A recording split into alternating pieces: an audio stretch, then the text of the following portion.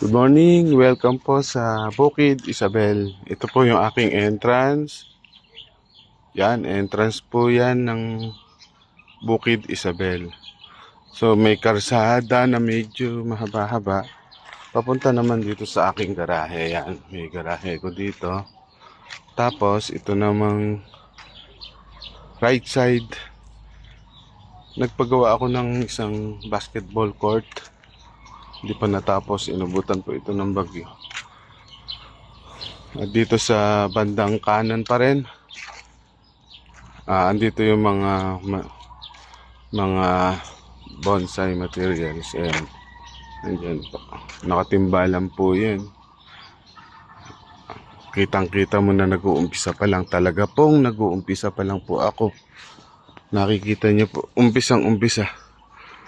So wala pa talagang itsura. Soon, baka sakali po. Actually, yung mga sayon na isinaksa ko po dyan, ginrap ko po dyan sa mga dulo-dulo na yan. Hinihingi ko lang po. Nanghihingi lang po ako sa ate ko. Sinusupport niya ako sa mga sayon. Ayan o. Makikita nyo. Tapos, ang ginawa ko nga, dahil nga, parati na lang ako namamalimos. Nanghihingi ng mga sayon-sayon. Particular mga variegated Yan ang mga hinihingi ko. Dahil lang inabutan po dito na bugis na rooted, puro green leaves. So minarapat ko na magparami gamit ng mga nakatubo na sa lupa na bugis. So nakatubo. At mag-graph ako ng nakadirect sa lupa. Ito ang itsura nito, puno na to, malaki na to, mataas na. So tinanggal ko yung mga sanga, halos naubos. So nagsaksak ako ng iba-ibang, good morning, tipaklong oh. Tipaklong. Iba-ibang sayon, iba-ibang variety. So sa madaling sabi, hindi na ako ganong mamamalimos. Bagya na lang.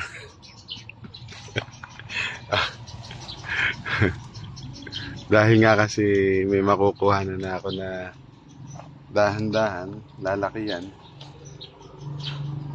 Actually, mabilis itong lumaki. Ang nakita ko po, yung sayon na sinaksak mo dun sa puno ng bugis na nakadirect sa lupa. Na-amaze ako sa ambilis niyang lumaki. Ang bilis talaga niya. Sandali lang po. Sandali lang.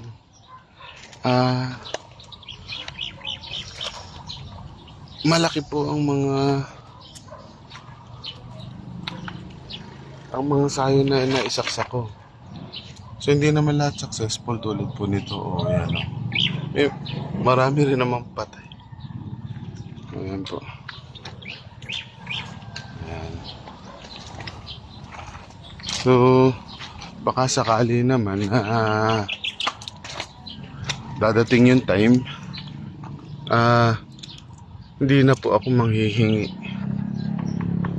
Baka sakaling kami pa ang magbigay dahil nga ang totoo niyan, once na ikaw ay nagpo-pruning sa umaga, once na nag-pruning ka, ang dami mo sobra na hindi mo naman na itutuso kahit na pa i-plastic mo siya. Kinabukasan, sa susunod na araw mo na siya isaksak sa mga puno. Marami pa rin sobra. So sa nakikita ko, dadating yung time naman na marami na akong sobra. Dahil nga sa system ko na kurot-kurot system, pag kinurot mo siya, lalo siya nang gigigil. Sample ganito po. Ito po ay kinurot ko dito. Ito po. Kinurot ko dito. So, tumubo siya dito. Nagdagdag siya ng isang sanga ulit. Ito na naman yung isang sanga. So, 1, 2, 3, 4. So, sa isang kurot ng usbong, may na-encourage siya na ibang sanga na natubuin. So, tatlo ang nadagdag. So, 4 yan. So, ito naman, humaba lang yan ng konti. Halimbawa, hanggang dito. Cut mo ulit dito. So, magbibigay na naman siya ng possible 4 na sanga na naman. So, ganun po. Ganun siya. Ganun ang nangyayari sa kanya. So, yan po. Ayan o, tingnan nyo. Ito. Kadalasan naman, ayan, nililinis ko rin po itong ilalim para nun busog na busog ang mga sayo na sinaksak mo. Mapapansin mo, minsan ang unang labas niya, ang lalaki ng dahon. Parang hindi yan ang variety. Ang lalaki ng dahon ng pala, ang nutrient na kinain niya, sobra-sobra, nanggagaling doon sa direct na lupa. Oh. Direct po ito eh. Oo, nakadirect po siya sa lupa. Morning, oregano.